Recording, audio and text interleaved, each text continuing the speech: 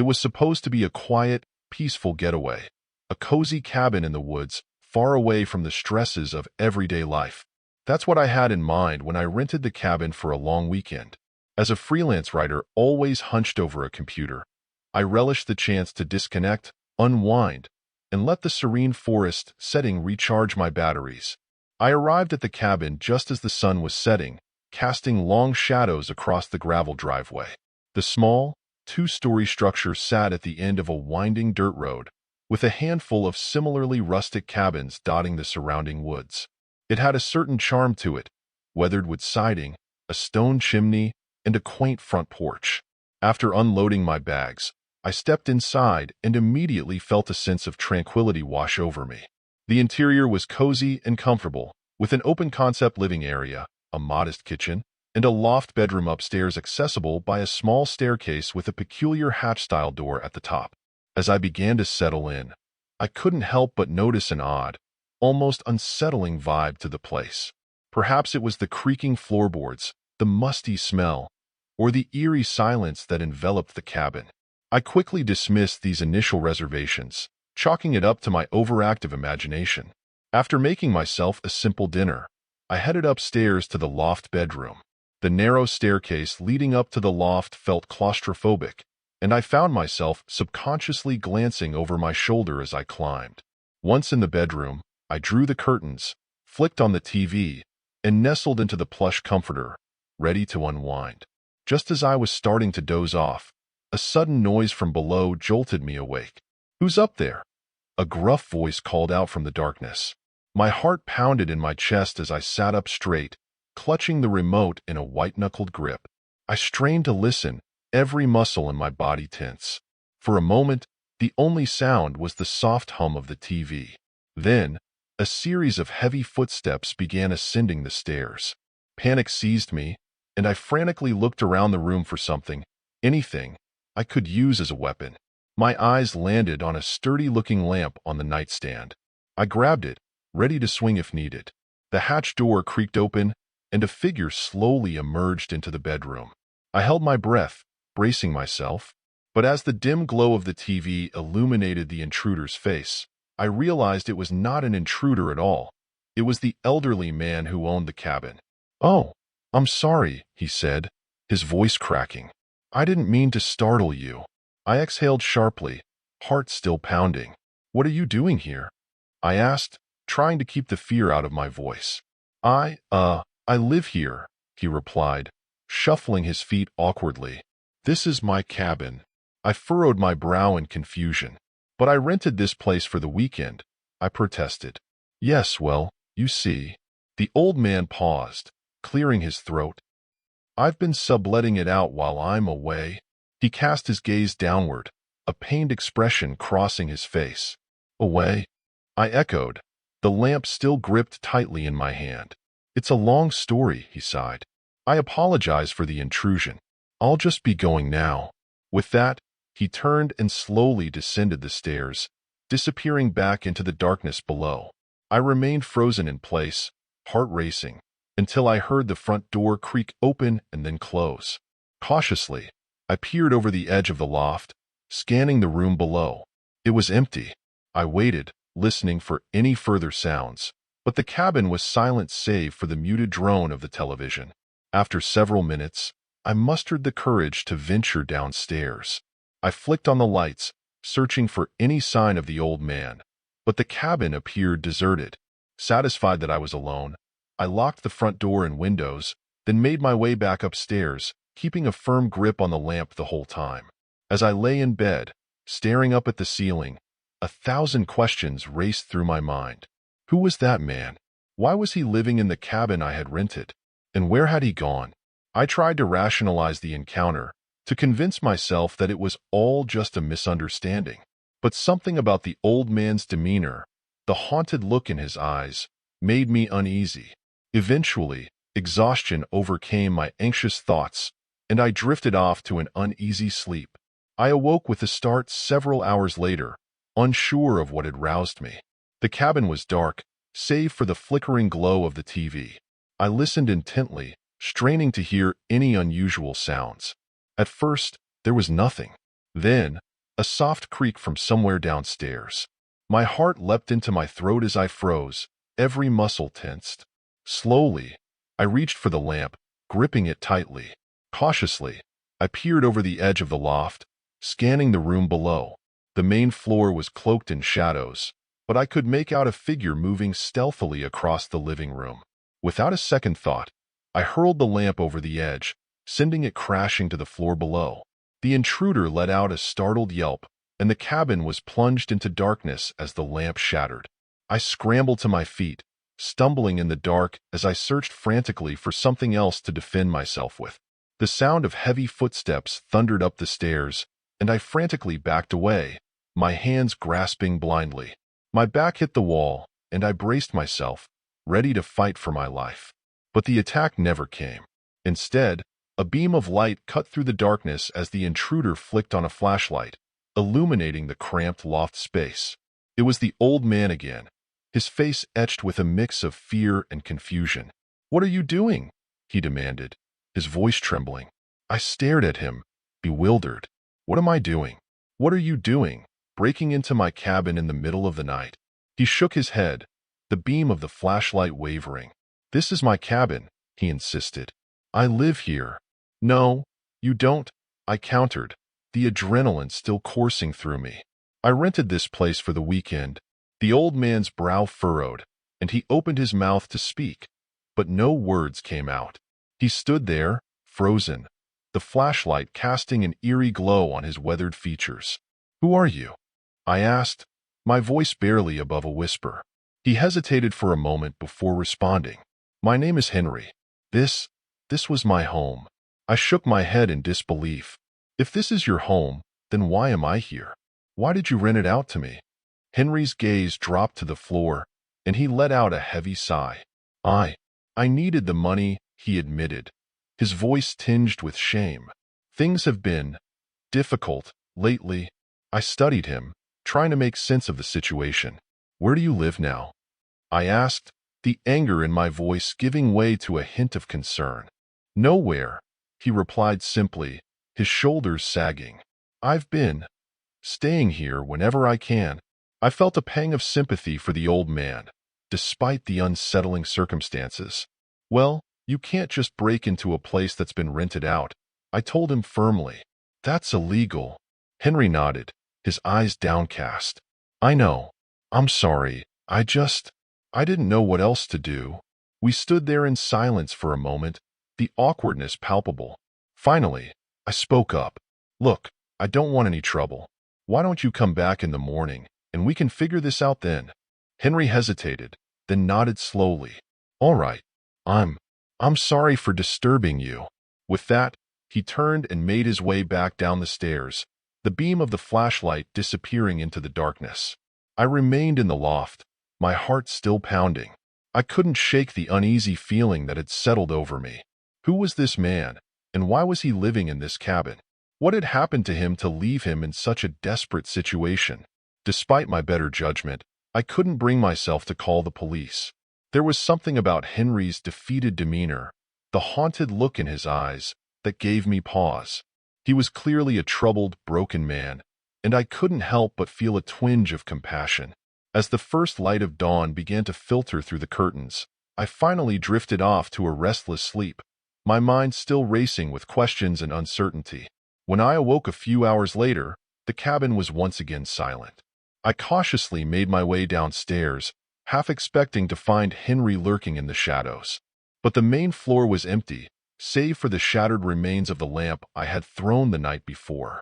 I spent the day exploring the surrounding woods, trying to clear my head and put the strange encounter behind me. But the unease never fully dissipated, and I found myself constantly glancing over my shoulder, half expecting to see Henry emerge from the trees. As the sun began to set, I returned to the cabin, locking the door securely behind me. I made a simple dinner, then headed upstairs to the loft, intent on settling in for a quiet evening. But as I climbed the stairs, I noticed the hatch door was slightly ajar. My heart skipped a beat, and I froze, listening intently. There was a soft rustling sound coming from the bedroom. Slowly, I pushed the door open, peering into the dimly lit space. There, Sitting on the edge of the bed was Henry. He looked up at me, his eyes red-rimmed and hollow. "I'm sorry," he said, his voice barely above a whisper. "I didn't mean to intrude again." I hesitated, unsure of how to respond. "What are you doing here?" I asked, trying to keep the edge out of my voice. I have nowhere else to go," he admitted, his gaze dropping to the floor. I sighed, a twinge of sympathy welling up within me. "Henry, you can't just keep breaking into this cabin. It's not right." He nodded, his shoulders slumped in resignation. "I know. I'm sorry. He trailed off, shaking his head. "What happened to you?" I asked, unable to contain my curiosity. Henry was silent for a moment, then let out a heavy sigh. "It's a long story," he said, his voice tinged with sorrow. "One I'd rather not relive."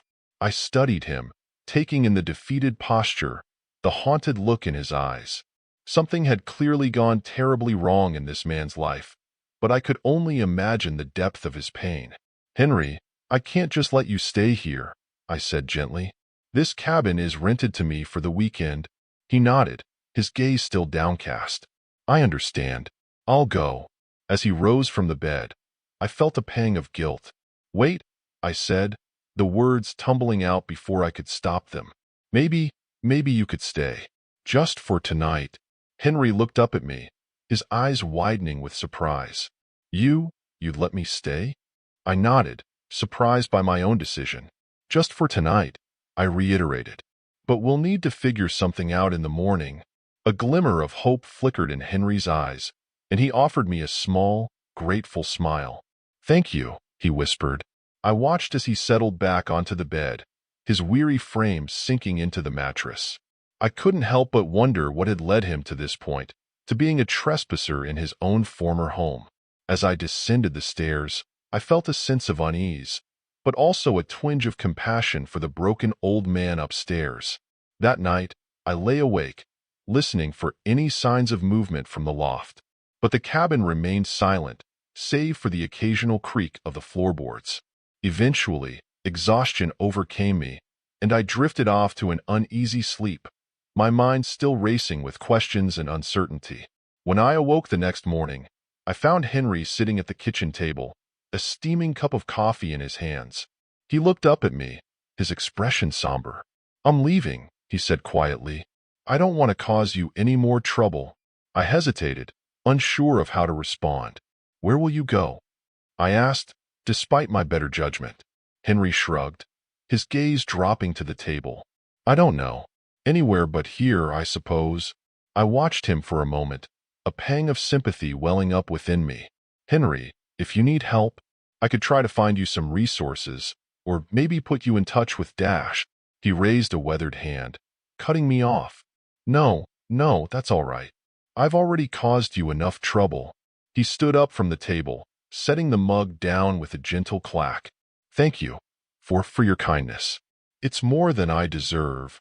Before I could respond, he turned and headed for the door, his steps slow and heavy.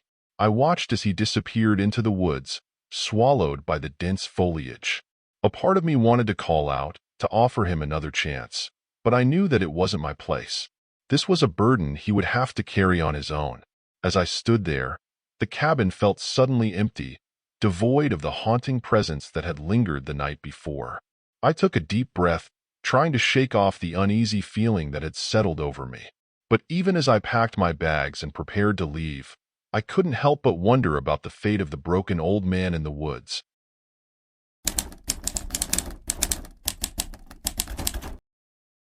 It was a chilly Tuesday night in late November when Mary set out on her usual 3-mile walk home from work. The sun had dipped below the horizon hours ago, leaving the quiet streets of her small Indiana town blanketed in darkness. Without her car, which was still in the shop, this nightly trek through the dense forest was the only way for Mary to get back to her secluded house off the main road. As Mary turned off the main street onto the dirt path that led to her home, she couldn't shake the uneasy feeling that had been weighing on her all evening. Something felt different tonight. The air seemed thicker, the shadows deeper. She quickened her pace, her footsteps crunching on the gravel. Suddenly, The soft rumble of a vehicle engine pierced the stillness. Mary's heart raced as she glanced back and caught sight of a van slowly approaching in the distance, its headlights dark. Trying not to panic, she told herself it was probably just someone from the local used car lot, testing out a faulty set of lights. She continued walking, keeping a wary eye on the van as it crept closer. When the van reached the turn for the dirt road, it abruptly sped up, its engine roaring to life.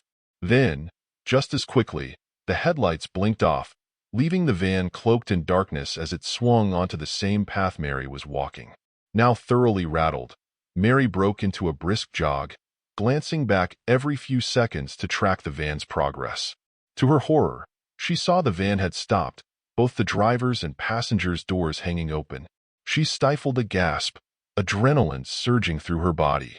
Without warning, the sound of a gunshot echoed through the trees, spurring Mary to run as fast as her legs could carry her. She darted off the main path, crashing through the underbrush of the dense forest. Branches snagged at her clothes as she weaved between the thick trunks, her lungs burning.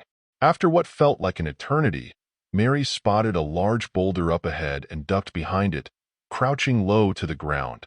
She clamped a hand over her mouth, straining to hear any sounds of pursuit.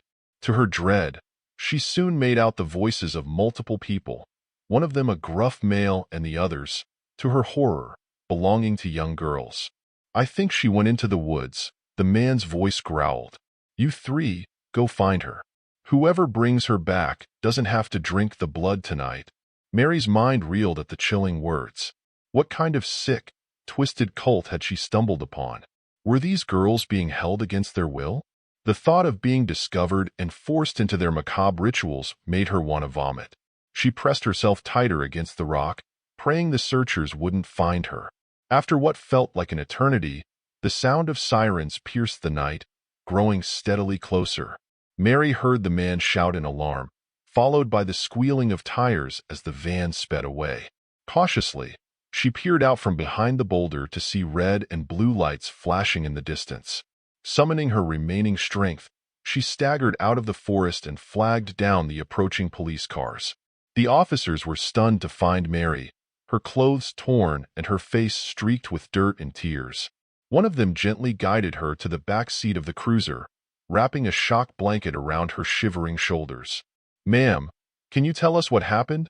the officer asked, his brow creased with concern. Mary recounted the entire terrifying ordeal, from the van's suspicious behavior to the chilling words she had overheard.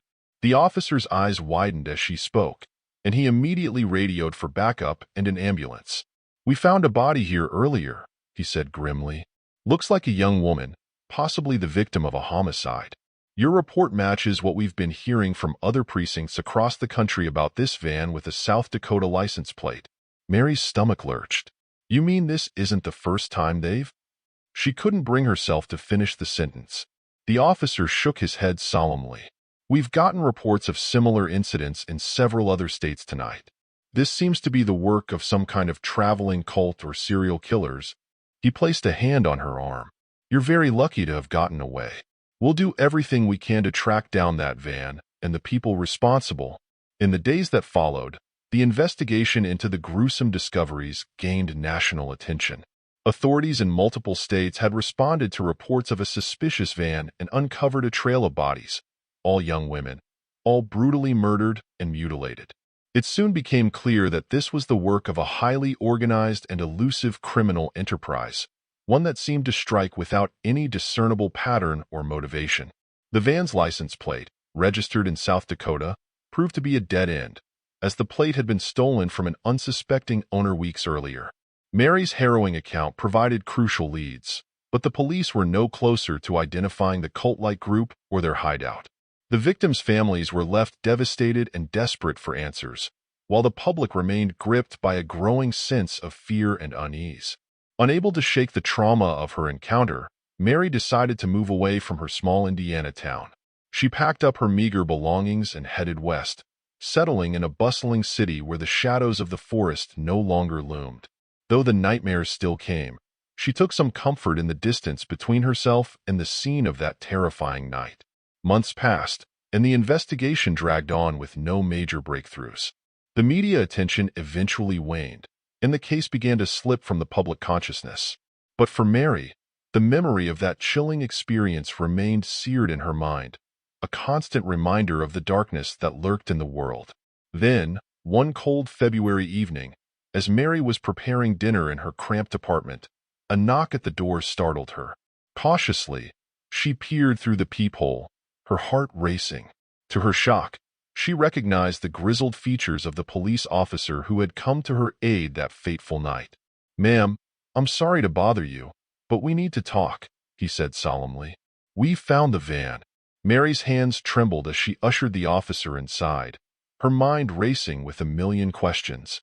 Had they finally caught the elusive cult? Were the girls safe? Or had the unthinkable happened? The officer took a deep breath before speaking. "We tracked the van to a remote compound in the mountains of Colorado. When we moved in, we found bodies, ma'am. Dozens of them, all young women, all brutalized in the same way as the others." He paused, his expression grave. "And we found the girls, the ones you heard in the woods that night. They were the ones doing the killings, under the cult's influence." Mary felt the color drain from her face, a wave of nausea washing over her. "But how is that possible?" she stammered. "They sounded so young, so scared." The officer shook his head, his eyes filled with a deep, haunted sorrow. "Brainwashing, ma'am. That's the only explanation we can find. These girls, barely in their teens, were indoctrinated into this twisted, murderous cult from a young age. They were made to believe that drinking the blood of their victims was some kind of religious ritual." Mary sank into a nearby chair, her mind reeling. And the men behind it all? What happened to them? "Most of them got away," the officer said, his jaw tightening with frustration. "We managed to apprehend a few, but the ringleaders vanished. We think they had a network of safe houses and sympathizers across the country, helping them evade capture." Mary felt a chill run down her spine. "So they're still out there, somewhere?" The officer nodded grimly. "I'm afraid so, ma'am. And we have no idea where they might strike next." In the weeks that followed, the gruesome details of the cult's activities continued to emerge, painting a horrific picture of the depths of human depravity. The young girls, some as young as 12 years old, had been indoctrinated from childhood, their innocence and humanity stripped away through a steady campaign of psychological and physical abuse. The revelation that these children had been the ones carrying out the murders only added to the public's sense of revulsion and anguish. Experts struggled to understand how such a thing could have happened, how an entire generation of young people could have been so completely corrupted and twisted into becoming willing participants in such unspeakable acts. For Mary, the news only compounded the trauma she had already endured. She found herself haunted by the memory of those chilling voices in the woods, the casual way the cult leader had spoken of drinking blood. The thought that those girls, mere children, had been the ones to ultimately carry out the killings made her sick to her stomach. She knew she would never be able to fully escape the shadow of that fateful night, the knowledge that she had come so close to falling victim to the cult's twisted machinations. The police assured her that they were doing everything in their power to track down the remaining members and bring them to justice, but Mary couldn't shake the feeling that the nightmare was far from over. As the investigation dragged on, the public's attention gradually began to wane, the shocking revelations giving way to the din of new crises and scandals. But for Mary, the fear and the trauma remained, a constant companion that she knew she would have to learn to live with. She found herself jumping at every unexpected sound, her mind instantly reverting to that terrifying moment in the woods. She began to avoid venturing out at night, even in the relative safety of the bustling city, her nerves frayed and her trust in the world shattered. In the end, Mary knew that the scars left by her encounter with the cult would never fully heal. The experience had fundamentally changed her, stealing away a piece of her innocence and her sense of security. But she also knew that she had to find a way to move forward, to reclaim the life that had been so violently interrupted. With time and the support of a therapist, Mary began to slowly rebuild her confidence and her sense of resilience. She knew that the cult members were still out there, still a threat, but she refused to let that fear consume her. Instead, She channeled her energy into advocating for better protections and resources for victims of cults and organized crime, determined to ensure that no one else would have to endure the same horrors she had faced. In the end, Mary's story became a testament to the power of the human spirit to overcome even the darkest of tragedies. Her courage and her refusal to be cowed by the forces of evil inspired others, and her voice became a rallying cry for those seeking justice and healing in the wake of unimaginable trauma. And so, even as the hunt for the remaining cult members continued, Mary found solace in the knowledge that she had emerged from the darkness, stronger and more resilient than ever before. The scars may never fully fade, but she knew that she had the strength to face whatever the future might hold. If you found these stories as captivating and unsettling as I did, be sure to hit that like button and subscribe to the channel. There's no telling what other dark corners of the world we might explore together.